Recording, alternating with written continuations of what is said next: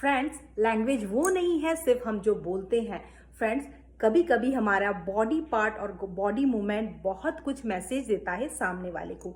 Friends, अभी मैं आपको एक अपना फेशियल एक्सप्रेशन दूंगी और हम सीखेंगे उसकी इंग्लिश, उसे इंग्लिश में क्या कहते हैं। तो फ्रेंड्स देखिए, तो फ्रेंड्स आपने देखा कि मैंने अपनी आईब्रो को सिकुड़ा, यानी कि मैंने अपनी भौहों को सिकुड़ा। तो हिंदी में तो हम इसे कहते हैं कि उसने अपनी भौहों को सिकुड़ा।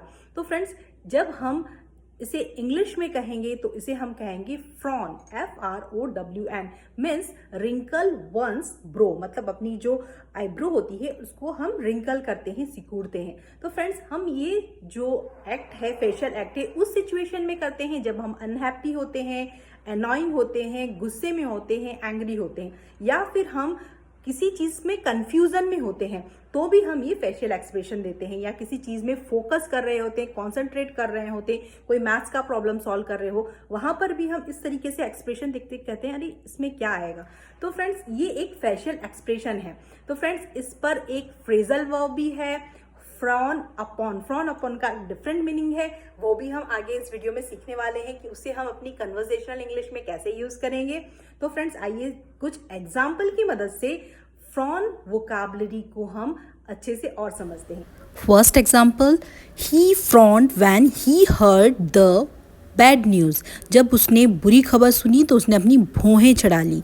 ये तब सिचुएशन है जब हम अनहैप्पी हों या हम किसी बात पर आश्चर्य कर रहे हों, उस समय की सिचुएशन में हम ये सेंटेंस यूज़ करेंगे। Second sentence, she frowned as she try to solve the difficult math problem.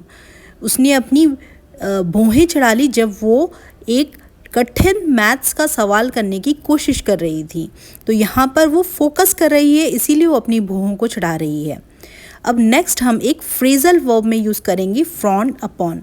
Frown upon का मतलब होता है किसी भी चीज़ को डिसअप्रूव करना, किसी चीज़ को नाकार कर देना, मना करना।